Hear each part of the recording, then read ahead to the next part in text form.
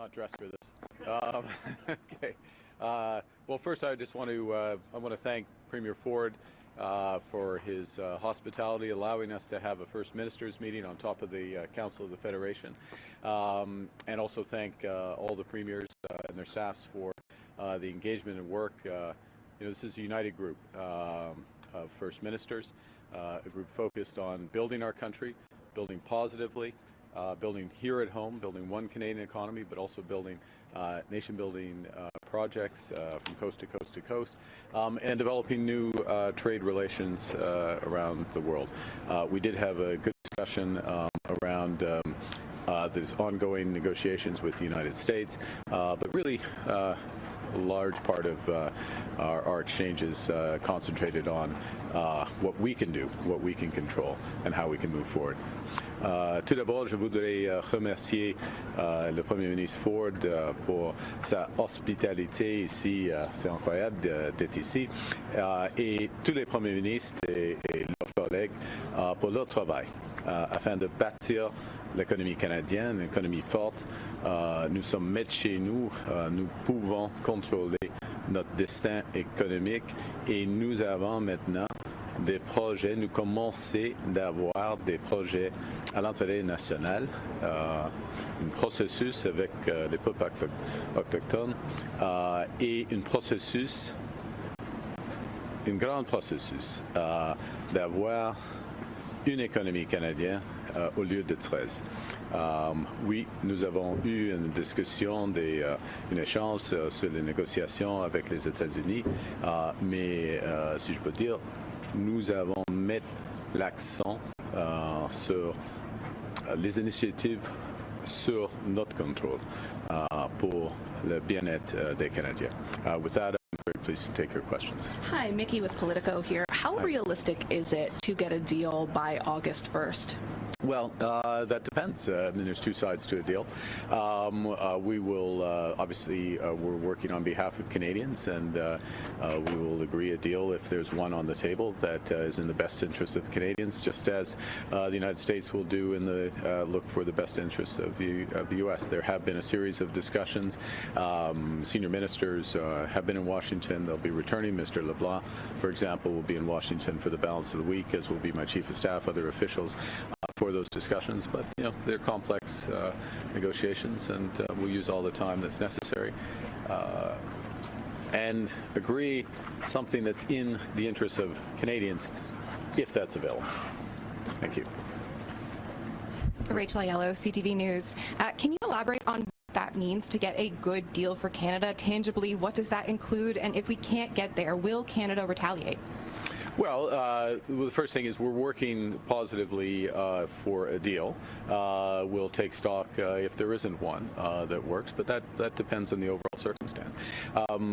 That's the first. The elements of what's positive, and let's start from the position of, really the longest standing and one of the largest trading relationships in the world between Canada and the United States, a relationship until recently that had been tariff-free, a relationship that has many integrated sectors, including the auto sector, the steel sector, the energy sector, and beyond. And so a good deal is something that preserves, reinforces, and stabilizes those relationships as much as possible. A good deal is also one that doesn't tie our hands in terms of other things that we can do so that we can pursue that positive agenda that we focus so much of our time on. And maybe just to go back to the start of your question, look, we have a lot to do in this country. We have a lot positive to do in this country, building this country in a way, building one Canadian economy. Our phone is ringing off the hook from other countries who want to do more with Canada. I've had over 80 bilaterals with world leaders since I became Prime Minister. A number of those premiers have been on major trade missions. We have other things to do, and so we're going to focus more and more of our time on those positive aspects going forward. Thank you. Avant de poser ma question, possible de répondre en français sur la possibilité d'une entente avant donc le 1er août? Avant le 1er août? En fait, ce que vous avez répondu à ma collègue Mickey sur la possibilité ou pas d'une entente avant le 1er août? La possibilité, on verra. En effet, on verra. Ils sont des négociations complexes qui se déroulent en temps réel, comme je viens de dire. Monsieur le ministre Leblanc et puis d'autres ministres et mon chef de cabinet sont là ou seront à Washington pendant les prochains jours afin de continuer des négociations. Mais ils sont des négociations complexes. Les objectifs américains, il y en a plusieurs, ils changent de temps en temps, alors c'est plus complexe que ça. Et ce qui est clair est que le gouvernement du Canada n'accepte pas un mauvais accord. Ce n'est pas un objectif d'avoir un accord, n'importe quelle option. Alors, on poursuit un accord dans le meilleur intérêt des Canadiens et Canadiennes. Et puis, concernant votre projet, votre loi, en fait, sur les projets d'intérêt national. Notre loi, c'est une loi canadienne. Oui, la loi de votre gouvernement. Il y a des discussions. Il y a certaines provinces aujourd'hui qui se sont unies pour dire on veut des pipelines. D'autres provinces, le Québec, la Terre-Neuve, ont dit nous, c'est les minéraux critiques. Est-ce que vous craignez que ça divise plutôt qu'unir les provinces? Et comment vous allez faire pour être équitable en distribuant ces projets-là? Premièrement, c'est une approche positive. Alors, c'est question, quels sont les meilleurs projets pour des Canadiens et des Canadiens? Oui, il y a des provinces, il y a des gens dans le secteur privé, mais c'est la question, quels sont les projets dans l'intérêt national? Premier point. Deuxièmement, il y a plusieurs projets qui impliquent plusieurs provinces.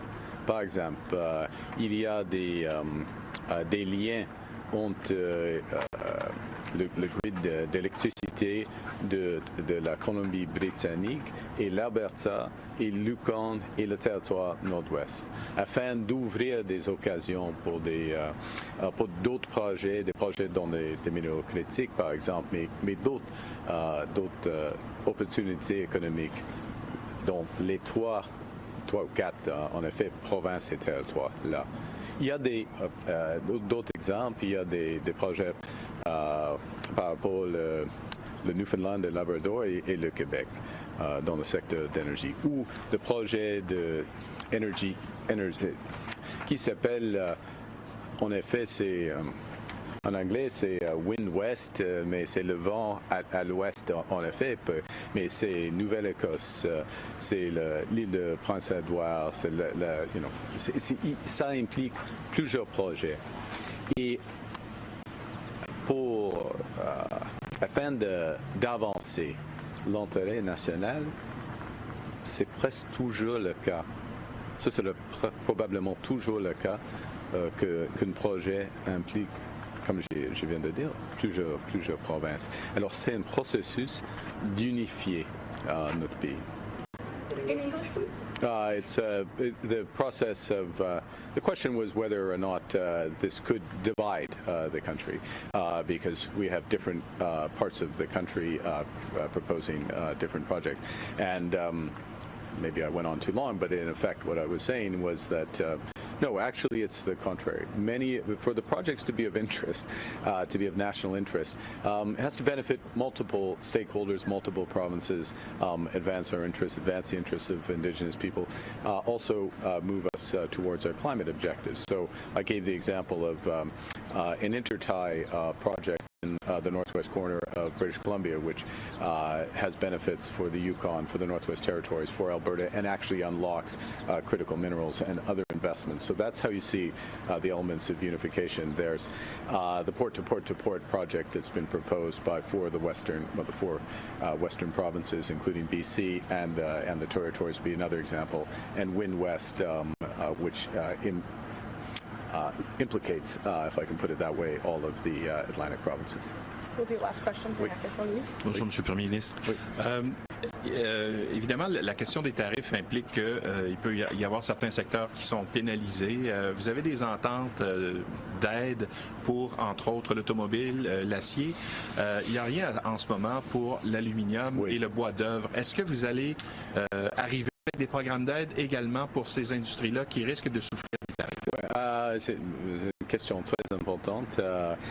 Premièrement, il faut le dire que la situation est dynamique et surtout dans le secteur d'aluminium, par exemple, parce qu'on voit maintenant une forte hausse de la prix, du prix d'aluminium aux États-Unis et par conséquent, l'impact pour le moment, seulement c'est une situation fluide, dynamique. Pour le moment, l'impact sur les sociétés d'aluminium et les ouvriers, les travailleurs dans ce secteur-ci, c'est moins que dans le secteur de l'acier. Cela dit, oui, on prépare des réponses dans le secteur d'aluminium et puis dans le secteur du bois d'œuvre. Et il faut travailler avec les provinces. On fait tout cela en même temps que nous essayons d'avoir un accord avec les Américains. Est-ce que vous avez un échéancier pour cette possible... Oui, ouais. Alors, quelques points. Le processus pour le bois d'œuvre, le processus américain pour le bois d'œuvre est dans une calendrier différent que le 1er août. Parce que c'est un processus plus légal. Ce n'est pas nécessairement une initiative du président comme les autres. Mais nous voulons que le processus pour le bois d'œuvre est resserré avec les autres négociations. Alors, il n'y a pas nécessairement l'échéance, le deadline pour le bois d'œuvre et l'aluminium. Ça peut changer un peu, mais ce sera probablement le cas au début du prochain mois. Il y a plus de perspectives sur la nécessité d'autres soutiens pour des secteurs qui sont les plus affectés. Je veux dire d'autres points. À ce moment-ci, les tarifs effectifs au Canada sont très bas, sont plus bas que dans d'autres pays. Mais il y a des secteurs qui sont bien affectés, et comme vous l'avez mentionné. Okay. And the last bit in English was just, well, the first thing in terms of addressing affected sectors, I observed that there's a different timeline for forest products because it's part of a longer-standing trade action by the United States. There's a legal process. What we're looking to do is bring that into the same timeline, if possible, as the other negotiations. We should address it, and we have proposals in order to do that. We will have to see. So it could be a different deadline or timeline for addressing support for those workers. With respect to aluminum, the impact has been less than it has been in steel for a variety of reasons, but that's not. But it's still an impact, and for all these sectors, in effect, as we get to the start of the next month, we'll be taking stock and looking to provide support. All of which to say, when one looks, and these sectors are very much, they are affected, to differing degrees, but they are affected. It's understandable. These are very large tariffs. This is a very sharp change in our trading relationship. But when we look at them outside of those very important sectors, steel, aluminum, automobiles, forest products, prospectively copper, and pharmaceuticals, the effective tariff that faces most Canadian goods and services is very low. I just want to finish, to reemphasize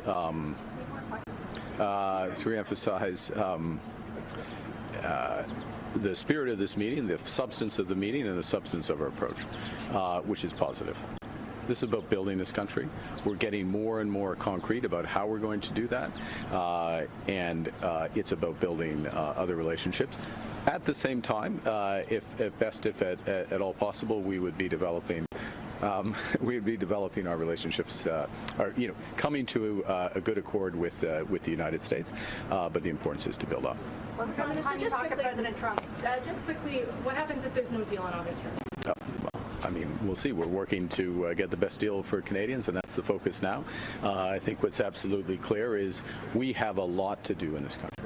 We have a lot to do that's positive to build. That's becoming more concrete. Canadians are excited about that. Canadians are, what's coming out is how fundamentally positive Canadians are. They want to build. They want to move forward. They don't want to dispute, and if there's challenges south of the border with that relationship, we'll focus on what we can do in this great country. And you know, if you're looking for where to spend your vacation, Canadians are spending their vacations across this great land. And this is my last word. I will just give a short plug for the One Canada Pass, which means that visiting, it's important. Visiting our national parks. Visiting our museums, bringing your children, and including bringing your children 18 and under via rail at these reduced prices or free, and it's a pleasure that Canadians are taking advantage of it. Can we leverage the ostriches? Can we leverage the ostriches? What I'll say to that is that Canadians are fundamentally positive people. That's what Canadians are. Canadians are making choices to visit this great country, spend time here with their family, with their friends. They're making choices to buy Canadian products. We're making choices to build Canadian projects. That is happy, positive, productive, and that's the true nature of Canada. Have you talked to President Trump lately, Prime Minister? Imagine being able to